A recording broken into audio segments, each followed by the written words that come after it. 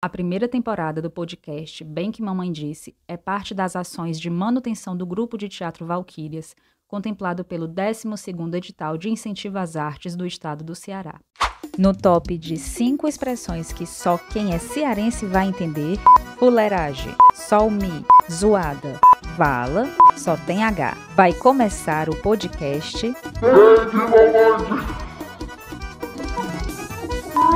Bem que Mamãe Disse!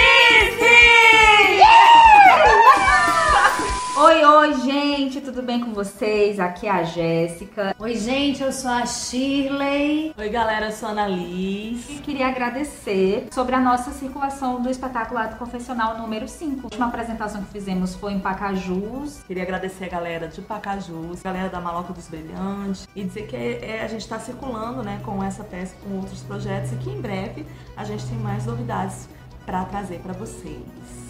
Anterior a essa de Pacajus, fizemos uma curta temporada na Casa Absurda, fomos super bem recebidos, né? Sim, agradecer também o espaço do Cuca, né? Cuca Jamurçu, onde a gente fez uma apresentação e uma troca com os artistas do bairro sobre a peça Ato Confessional também. E nesse segundo episódio do nosso podcast é o tema... A representação feminina na arte! Eu acabei de ver um trabalho, pra quem não sabe, nas horas vagas, eu sou professora. Nas horas vagas. E aí, recentemente, eu corrigi Corrigi não. Ela é professora, gente. Não dá um desconto aí. Deixe ela, que ela é da educação. Ela é a banca. Recentemente, eu participei de uma banca, é isso que eu queria falar. E era uma banca que falava a respeito de 2 obras de perfis femininos, né? A respeito da violência no contexto do feminicídio. E uma das problemáticas que a aluna levantou é porque uma das obras foi escrita por um homem e a outra obra era do ponto de vista de uma mulher. Ambas tinham como perfis femininos, né? Perfis femininos protagonistas, né? Mas a forma de escrever essa representação feminina dentro do contexto da violência contra a mulher era diferente, né? E a gente pode debater um pouco sobre essa questão, né? Até que ponto o olhar do homem sobre perfis femininos protagonizando obras não consegue alcançar a representação mesmo, a descrição sobre até que ponto uma obra de autoria masculina com protagonismo feminino, né, não consegue alcançar os detalhes, as minúcias que esse perfil feminino poderia representar de fato dentro daquela narrativa. A obra era Luzia Homem, uma das obras que ela analisava, que foi escrita por Domingos Olimpo. Essa obra, em muitos pontos, era romantizada. E isso acabava levando esse perfil feminino para uma meio raso, assim, entendeu? Algumas complexidades dessa relação de violência iam para um olhar muito romântico sobre o elemento motivador da violência contra a mulher, era o fato do personagem Crapiúna, que era o nome do personagem, se apaixonado demais, obcecado pela personagem central, e isso fez com que ele perdesse a cabeça, enfim. A aluna ela falava muito sobre essa questão dessa representação feminina, que tinha essas limitações, comparando com o livro, tudo bem que não era fictício, né, um livro autoral da Maria da Penha, né, que era falando sobre a violência que ela sofreu enquanto mulher. E eu fiquei muito viajando sobre isso, porque ela fala sobre várias mulheres, vários perfis femininos representados e escritos por homens. E aí, o quanto esses perfis, eles têm um padrão idealizado e limitado. Num dos meus estudos, estava se questionando assim, em muitos filmes, em muitas histórias escritas por homens para ir para o cinema, para algumas coisas, ele até cita Star Wars e cita também o Harry Potter. Que a mulher precisa que ele salve ela, mas no caso do Harry Potter, o cara falava a respeito de que ela vai treinar ele, ensinar tudo o que ele precisa saber para salvar ela, ele dizendo, porque se ela sabe tudo se ela é quem tá treinando ele, por que ele precisa desse salvador, entendeu? E tem que ser a figura masculina que sempre salva a mulher que, no caso, sabia de tudo, tinha todas as armas. Como é que essa mulher tá sendo representada e sendo escrita e sendo feita na arte e construída por outras mulheres? Porque a figura que o homem já pintou a gente já tá vendo, já tá inclusive saturada de ver. Tem-se um pensamento de que como este homem ou determinado homem, ele tem uma relação com mais proximidade à esquerda, né, a questões mais sensíveis a gente, que ele não vai deixar de criar objetos artísticos a partir da visão masculina que ele tem, que ele é. Né? Tem-se essa ilusão de que isso não vai acontecer. A gente sabe a diferença que é de uma direção masculina, não precisa nem ser uma direção não. Basta você trazer um assunto relacionado ao feminino, à mulher, ele vai falar uma coisa que você vai perceber na hora a distância que ele tem daquela situação. Aí a gente vai problematizar aqui. A gente tem as novelas e a gente está falando de um veículo mais acessível a nós, que é a televisão, dentro das circunstâncias sociais que a gente vive e tudo mais, mas a gente tem muito mais possibilidade de acesso a uma novela, de ter um vizinho, um parente que tem uma televisão, do que a gente ir pro cinema, do que a gente... O Brasil consome novela. É uma linguagem que está muito mais próximo da gente. E que tem essa intenção de se aproximar da gente também. Agora que eu vou problematizar o negócio forte vem agora. Mulheres apaixonadas. Gente... O que dizer de mulheres apaixonadas? Todos os perfis das mulheres apaixonadas são muito estereótipos. E aí ele vai para extremos dessa representação. E aí o que a gente vê nessas novelas, né, essas personagens das mulheres apaixonadas especificamente, é que parece que elas têm um objetivo único de viver. E a novela ela acaba cumprindo esse papel, que é muito importante e é muito perigoso, porque dependendo de como essa informação é dada, ela vem de uma forma desconexa com a realidade. Discutir sobre isso é um primeiro passo para a gente enxergar. Quando a gente fala de um problema, a gente assume que ele existe, né? Os problemas são colocados, as personagens femininas são colocadas naquela... É muito bem representado o sofrimento ou o desequilíbrio. E o que acontece depois, que... nas novelas terminam com Viver Felizes para Sempre, é tudo uma resolução muito rápida e pouco detalhada.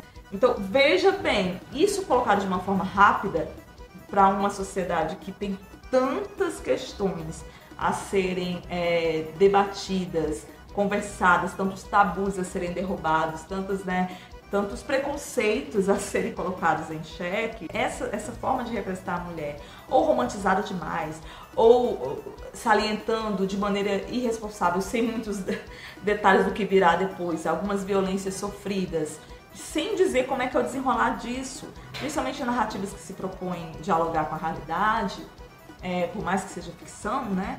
Mas que tá ali, no horário das 9, no horário nobre, né, da família brasileira, né, vou colocar assim, acaba reforçando, vou colocar assim, esses estereótipos. Algumas narrativas viciadas e viciantes, porque acabam nos levando para esse lugar, que precisam ser revistas, né, vou colocar assim, que foram, na verdade, revistas nos últimos anos, mas que a gente está numa tendência de retorno. É isso que me preocupa um pouco.